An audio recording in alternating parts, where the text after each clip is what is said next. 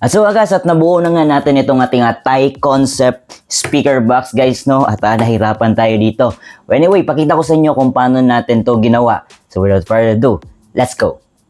Okay guys, so bubuuhin na nga natin itong ating Thai concept. So walang judgment sana guys kasi first time ko talagang gumawa nito at medyo gulong-gulo pa ako sa mga sukat at saka yung mga technique paano magbutas.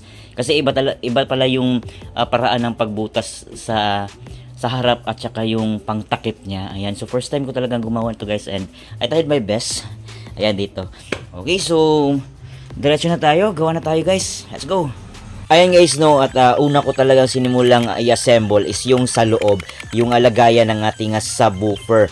Ayan, para hindi tayo mahirapan mag-assemble guys. So loob yung inuna ko bago yung panlabas and in-screw ko na para ano guys, hindi na ako mahirapan mag-secure mamaya. Alright, actually guys no, first time natin gumawa nitong Thai concept at nangangapa pa ako kung paano ko siya simulang i-assemble guys no, kasi ibang iba talaga siya sa pagkaraniwang speaker box, yung mga mid-high lang or subwoofer lang. Ang dami mong i-consider guys na cut, kaya ayun, nahirapan tayo. Ayan guys no, check natin kung straight ba yung pagkapako natin dyan guys no, para masiguro lang na pantay lahat. So far, goods naman. Alright, continue tayo. Okay guys, so dito naman at naka-install na yung parang division ng ating mid-high guys no, para separate yung compartment ng sa mid-high at saka yung sa subwoofer. And then nag-screw na din ako para hindi tayo mahirapan mamaya pag mag-install na yung ibabaw. Ayan, tapos yung side naman at yung i-install natin. At nagka-error nga ako dyan guys, dapat medyo nilaliman ko yung pag-install ng front para sa leather natin guys no. Dapat kasi medyo makapal yung leather natin, so dapat nilaliman ko pa konti yung ating front dyan guys. Ganun pa man, so far so good naman yun pag install natin ng leather guys no. Yun nga lang medyo umabante konti yung cover natin. Ayan, so ayan, na-install na natin yung top guys at nakabutas na yun siya para prepared sa ating lagayan ng ating amplifier. Okay, so dito naman guys is yung bottom part na yung install natin para sa ating subwoofer at saka sa kabuuhang box niya. So sa video na to guys no, hindi ko talaga napakita lahat-lahat ng procedure ng ating paggawa nitong Thai concept. Gawa nga ng nangangapa tayo and matatagalan haba yung video natin guys no. So marami akong in-skip and baka sa susunod natin na project guys, mas i-detailed pa natin guys no. Ito is first time pa naman at practice lang. Alright. Alright guys, so ito na yung kabuuhan ng ating ginawang Thai concept. Ayan. Okay, so dyan yung subwoofer natin. Yan, dapat ni-round ko na lang talaga to guys no. Ayan, so dito located yung ating amplifier. Ayan, nakalubog siya guys. So yung likod hindi pa natin na sirado guys no, kasi lalagyan pa natin to ng mga abang dyan. Ayan guys, so ilagay din natin yung cover niya or yung pang front talaga niya guys no, kung fit na fit ba. Alright, let's go! Okay, so far fit na fit naman siya guys no. Ayan. Okay. Hindi ko lang masyadong diniinan guys kasi baka mahirapan ako mamaya. So medyo mahigpit siya. So yung kinabahala ko lang guys is pag maglagay na tayo ng yung parang leather niya guys no. So siguro lilihaan ko lang konti dyan guys para ma-fit pa yung ating leather. Okay, so ito lang muna. Alright. Okay guys, so ito na nga, tatapos na nga natin buuhin ang kabuuhan talaga. Bali balot na lang yung kulang natin guys no. At ito yung gagamitin natin na pambalot guys. Ayan yung textured niya, parang orange peel siya guys, pero I mean sandpaper na textured siya guys. Ayan. Okay, so ito na yung design natin guys.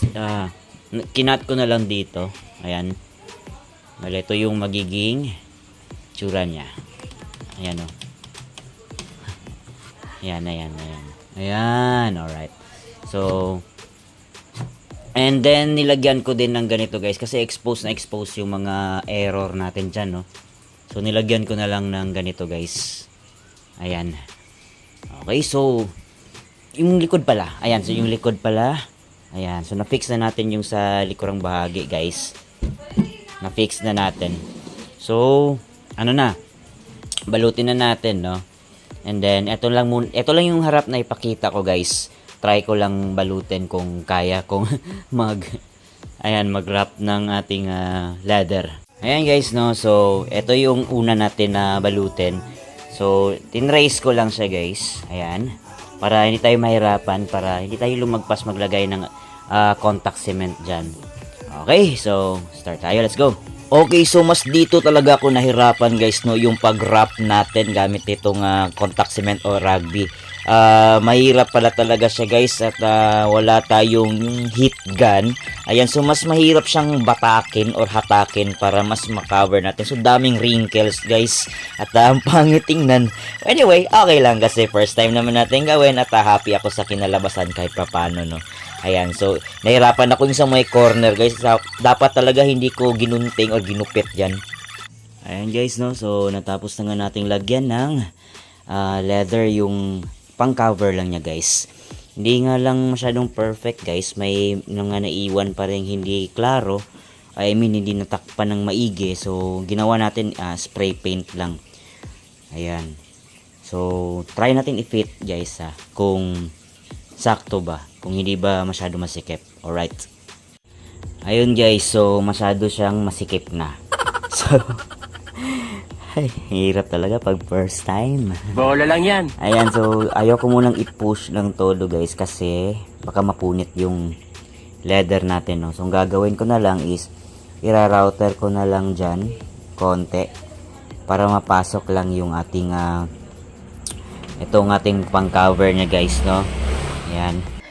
Ayun, guys, no, at pasensya na kung hindi natin na-detalye lahat-lahat kung paano natin na ginawa, especially itong sa pag-install natin ng leather, guys, no, kasi sobrang nahirapan ako dito and hahaba yung video kapag pinakita ko sa inyo isa-isa. Ayan, so maraming error at saka marami pang i-improve. At saka hindi ko nakalimutan kung ilagay yung handle dito, guys, eh.